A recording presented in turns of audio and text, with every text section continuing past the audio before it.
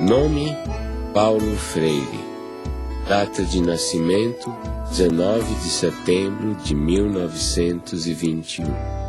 Local: Recife, Pernambuco. Cor dos olhos: castanho. Raça: humana.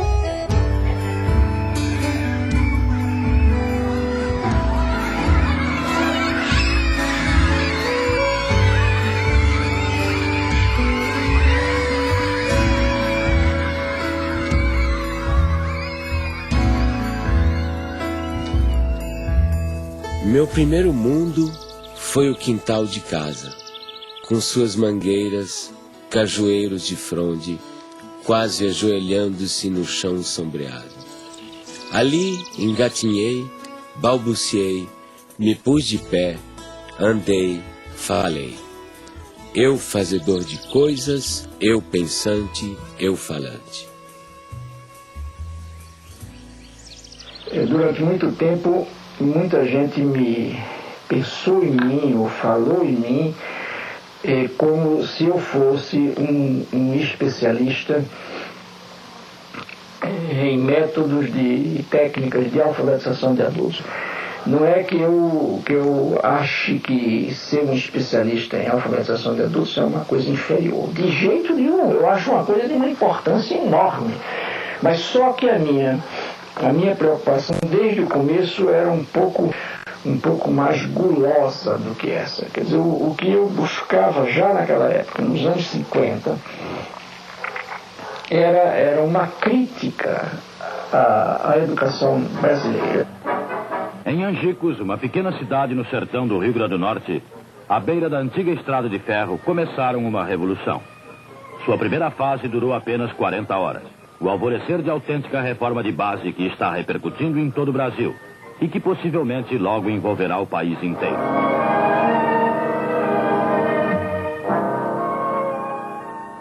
Eu tinha 6 anos de idade e tenho várias lembranças de lá, do Círculo da Cultura. Aprendi a ler sentada no colo do meu pai. Isso me fascina.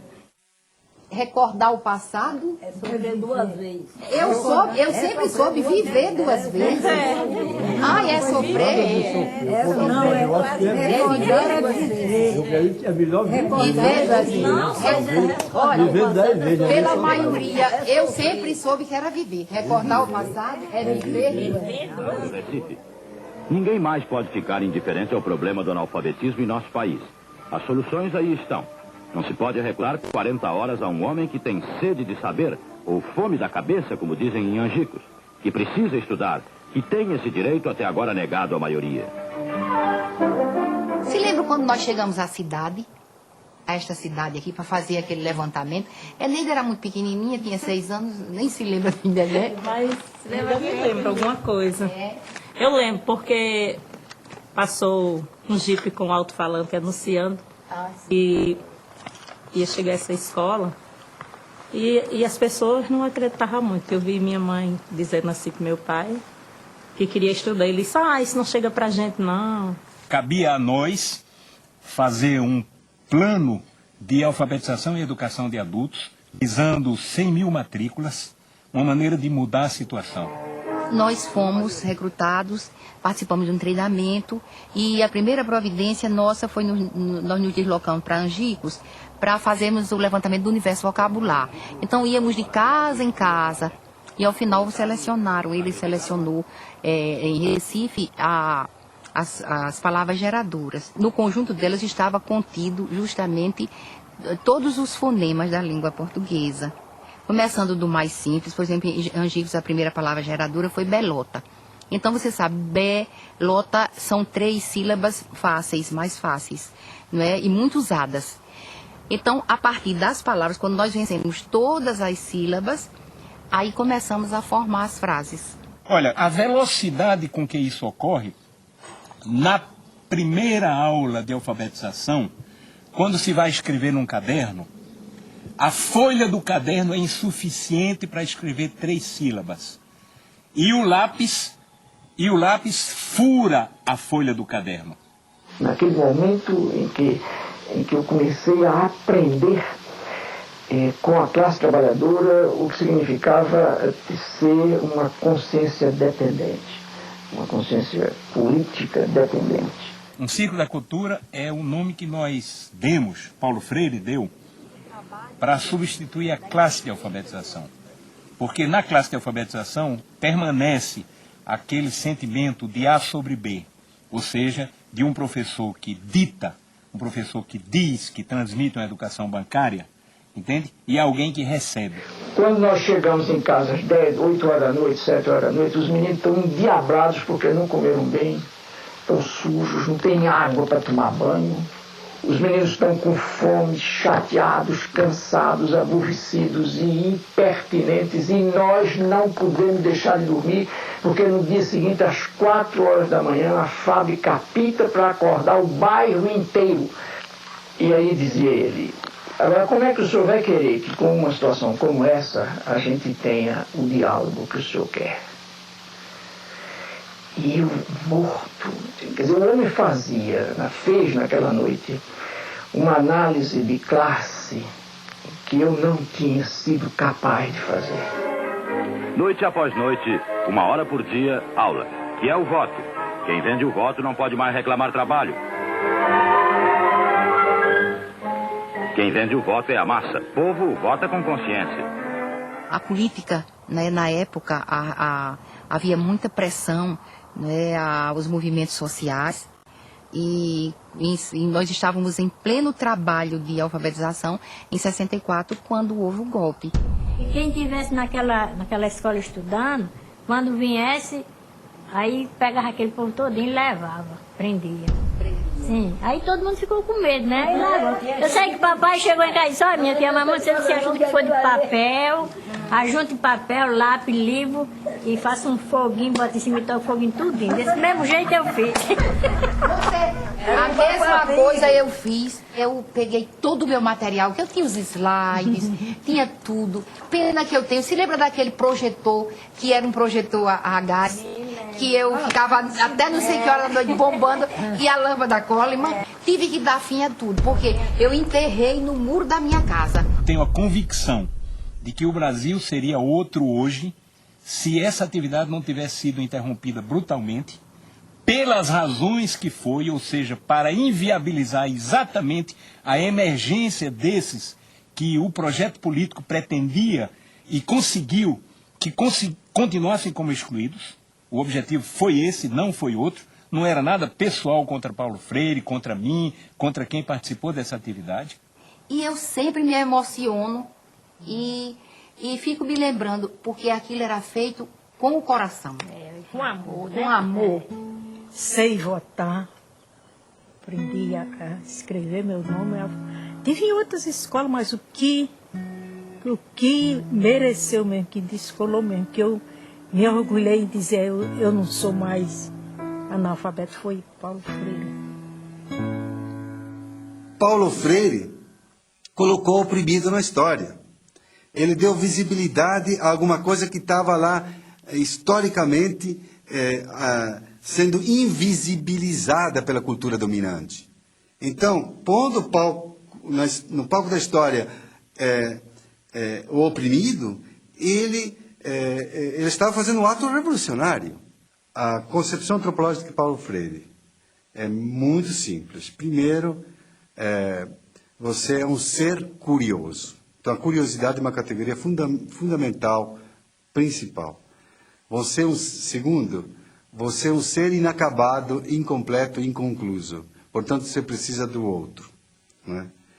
E terceiro, né, se você nasceu como um ser de ligação, conectivo com o mundo, e você comparte com o outro, né, compartilha com o outro o mundo, né, esse mundo está em transformação. Portanto, a antropologia de Paulo Freire está baseada na ideia de que o ser humano está em constante evolução e constante transformação.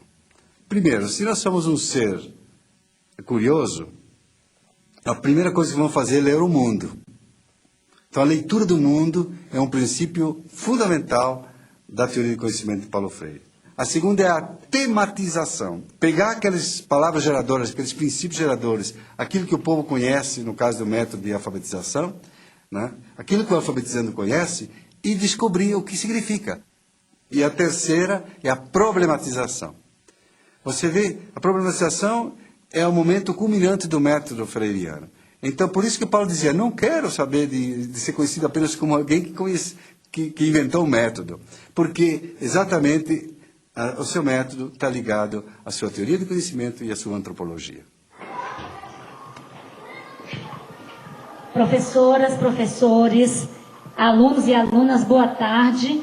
E nós já estamos em nosso horário de começarmos o nosso turno vespertino. Nós teremos as nossas atividades na sala do Lego, na biblioteca, atividades de agricultura, e com certeza será mais uma tarde de uma construção da nossa aprendizagem. Então, assim, ao iniciarmos a escola, fizemos a proposta aos servidores, aos trabalhadores da educação aqui.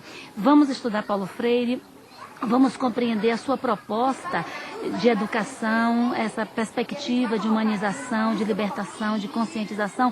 Então, assim, a escola não existia e depois veio Paulo Freire. Paulo Freire existia antes em nosso coração, como uma proposta de vida.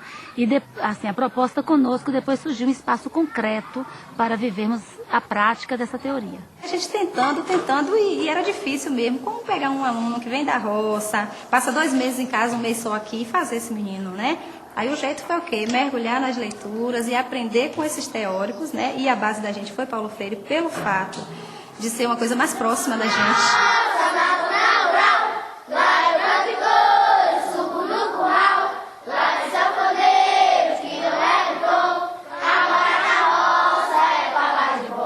As crianças que nos chegam muito diferentes das crianças que são urbanas. Naturalmente, quando elas chegam, elas não conhecem o vaso sanitário, que para a gente é um valor, e isso ainda me emociona. Saber que muitas das nossas crianças tiveram que usar muito tempo o quintal da escola porque não sabiam usar um vaso sanitário. Então elas chegam aqui, às vezes, com um comportamento muito agressivo, né? Às vezes nós temos crianças aqui trazidas pelo Conselho Tutelar, crianças que a gente não conseguia chegar junto, tocar, porque elas resistiam. E hoje a gente vê, assim, transformação mesmo na vida deles, né? Hoje são crianças que sentam no colo, se a gente senta, eles vêm, chegam, sentam no colo. Crianças que a gente teve grande dificuldade para chegar junto. Ficou nervosa?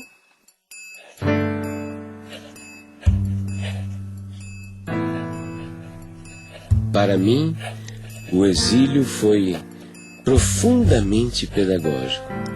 Quando exilado, tomei distância do Brasil, comecei a compreendê-lo melhor. O exílio, rapaz, o exílio me deu muito. Só que o preço do dado é equiparado, tá fazendo? A quantidade que tu ganha é a quantidade que tu tem que pagar. O preço é alto, o preço é e foi alto. Olha, eu só não te diria que eu me sentia destroçado, porque afinal de contas é muito difícil que eu me destroce, entende? Mas eu sofri profundamente. Então havia dimensões da nossa cultura que me fustigavam, como por exemplo o gosto da comida. Nós, claro, tínhamos muita saudade do clima, da gente, da língua, né? Mas a estrutura familiar na questão da comida, por exemplo, do universo, né? Da cultura, nós tínhamos tudo. Todo dia minha mãe arrumou feijão não sei aonde, e galinha de cabidela, que ela ia, achava no mercado Las Vegas, trazia e fazia a jeba da galinha. Era uma comida que se você entrasse... Era uma casa pernambucana, era uma casa brasileira. E não há como sacrificar a sua identidade cultural. Eu nunca me senti melhor do que ninguém porque sou brasileiro, mas nunca me senti pior do que ninguém porque sou brasileiro.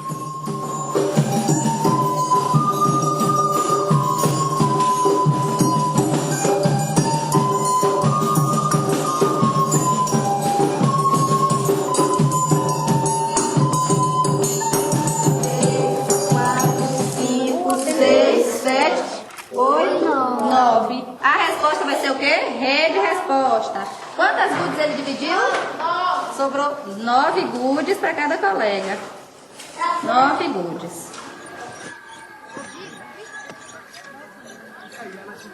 Isso aqui é uma ferramenta chamada sacho. Ele tem uma ponta justamente para poder fazer o quê? Para poder fazer a cova. Então nós vamos fazer a cova e a beterraba já está aqui. Nessa posição ela não pode entortar a raiz porque senão vai deformar. E aqui nós vamos fazer esse procedimento. Pronto, tá faltando.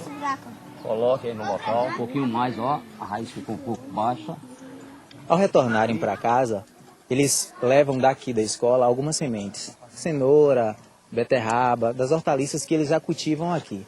Lá eles têm o objetivo de, ao chegarem lá, passarem para os pais o conhecimento que eles acabaram adquirindo aqui ou então que reforçaram já tendo esse tipo de conhecimento. Lá eles fazem o que fizeram aqui. Alguns já assim vendem, eles chegam falando, ó, a gente ganhou dinheiro, porque eu plantei o coentro, plantei alface, plantei isso aqui. E aí eles vendem isso e ganham dinheiro, né? Aí ensinei a meu pai, a fazer assim como o professor ensinou. E ele sempre ensina, traz a semente da planta, ensina como é que os professores lá ensinam para eles plantar. Eu digo, já aqui nós plantamos diferente. Nós samei a terra toda. Ele, não, mãe, não é assim. O professor lá ensina para nós fazer arleira e samear a sementinha. Depois, se tiver junto, ele vai, arranca um pouco daquela muda para poder ficar mais investido. Ele sempre conta tudo. O exercício de tornar-se capaz de ler e escrever exige de quem realmente aprende uma postura de sujeito que cria o seu próprio aprendizado.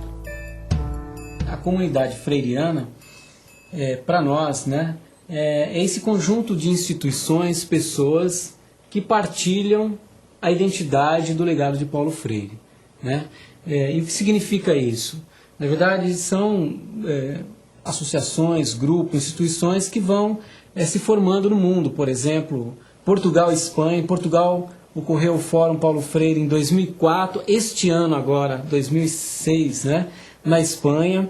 Enfim, são centros de estudos, né, freirianos, né, pesquisas, espaços de formação educacional. Oi, Luísa Cortesão.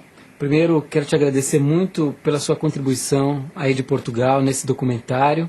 Gostaria que você falasse um pouquinho o que é que vocês estão realizando, a experiência freiriana do Instituto aí. Está a ver, portanto, são debates muito aprofundados e muito fundos sobre questões teóricas que têm que ver com problemas que são sentidos na realidade. Fizemos, o título é exclusão ou exclusões, e fizemos, por exemplo, uma análise de problemas de exclusão social, de problemas de exclusão da saúde, de problemas de exclusão da justiça, de problemas de exclusão do trabalho, de problemas de exclusão da educação, e agora esse ciclo vai terminar com uma análise sociológica da problemática da exclusão. O que te levou a fundar uma cátedra Paulo Freire aí na Suécia, num local em que, digamos assim, há tão poucos oprimidos? Aqui em Suécia, depois de los años 70, que a gente conheceu aqui a Paulo Freire, há renascimento de interesse. Aqui em Uppsala, há projeto muito interessante de desenvolvimento sustentável, meio ambiente, não? E esta gente está muito interessada em los esquemas de conscientização, não, de pensamento crítico freiriano. Efectivamente, he trabajado con grupos étnicos oprimidos, incluso grupos indígenas, con camponeses, com operários também, não? São dois traços de personalidade de Paulo. Primeiro, essa generosidade do menino aberto ao mundo sempre que quer conhecer, essa alegria de conhecer o mundo. Segundo, a conectividade, que já é uma qualidade do adulto, a conectividade e a relação. Acho uma definição perfeita para qualquer ser humano decente. Ser um menino é guardar um pouco toda aquela carga de emoção da criança e a conectividade, que já é um projeto das pessoas adultas. Paulo Freire foi um menino da zona rural igual a gente, que aprendeu a ler debaixo da sombra da mangueira, que gostava de ler, gostava de escrever. Foi um homem que queria transformar o mundo. O momento em que o pai estava a trabalhar, né? Na famosa biblioteca, no espaço de trabalho dele, né?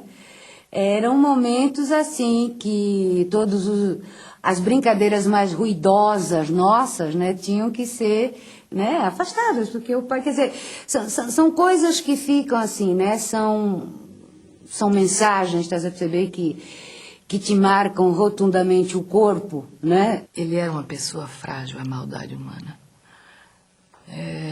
E minha mãe sustentava a reversão disso no sentido: acorda, Paulo! O que você está pensando da vida, Paulo? Que é isso? O mundo é isso mesmo, Paulo? O paizinho nunca foi assim um pai no sentido de um pai físico muito constante. Não foi, isso não tem problema nenhum, digo isso mesmo, porque assim eu o percebia. Mas, no entanto, estás a ver, quando o desgraçado estava presente, mas ele estava presente com interesa, que, putz, imagina, era amplamente suficiente. Um homem extremamente humano, né? Extremamente bondoso, mas que também sabia ser muito duro quando era necessário com as pessoas, né? Quer dizer, ele tem uma frase dele que diz assim: se alguém quiser me insultar, que me chame de santinho. No campo pedagógico é muito mais atual Paulo Freire, porque a Unesco, por exemplo, colocou os 4 pilares da educação do futuro, não é? Aprender a conviver, aprender a fazer e aprender a ser. São esses 4 pilares. Isso está dentro da teoria do Paulo Freire. Só que Paulo Freire acrescentaria um 5º: aprender por quê, contra quem, a favor de quem. Ele politizaria muito mais esses 4 princípios, 4 pilares da educação do futuro, evidentemente. Ele sempre coloca a questão do porquê. Vocês sabem o seguinte, que o computador ele é feito de partes. Nosso trabalho aqui parte da realidade desses educandos que vêm da zona rural, né? A gente procura estar trabalhando com tudo que é próprio do cotidiano deles, mas a gente não permanece, né, nessa realidade. A gente, né, a gente começa a trabalhar justamente inserindo a internet, a informática, né, nessa vivência dele aqui, para que ele transforme essa vida. E abrindo possibilidades novas para eles, né? São 600 crianças divididas em 3 grupos. 3 grupos de 200. Enquanto nós temos conosco 200 crianças imersas numa educação formal, nós temos 400 crianças em suas casas, sendo visitadas pela equipe itinerante. Então, lá na roça, a equipe itinerante corrige atividades, dá orientações, trabalha com a questão da agricultura, que já é trabalhada aqui, mas fortalecida em casa, porque as crianças ensinam também aos seus familiares, e a equipe itinerante faz uma avaliação desse trabalho, assim, que a escola orienta para o aluno executar em sua casa. 2 mais 5. 7. 4 mais 1. 5. Então a senhora tem que dedicar, assim, dar um tempo para ela, para que ela possa estudar. Porque a gente sabe que ela ajuda a senhora na lavoura, sim, mas ela tem que ter, assim, um tempo disponível todo dia para fazer a atividade dela. Tem pais que dizem assim, que 2 meses em casa, eles ainda dizem assim: professora, não deu tempo para os filhos fazer atividades.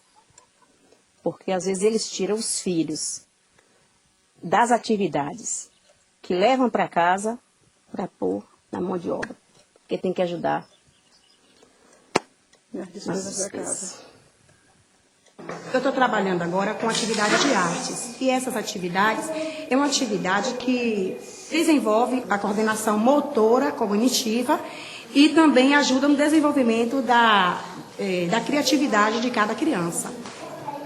O restante fica em silêncio e vai terminar a tarefa, tá certo? Não tá achando. Nadson, pode vir, Nadson.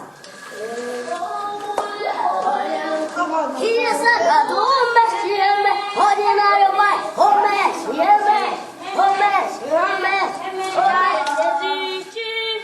E tomar o banho bem o quê? Passar o sabonete no corpo, atrás. No banho, tira a calcinha e tipo os meninos tiram a cueca. Lave a parte íntima de vocês bem lavada. Fica lá sujinho, Aí vai criando sujeirinha, sujeira, sujeira, e daí cria dor.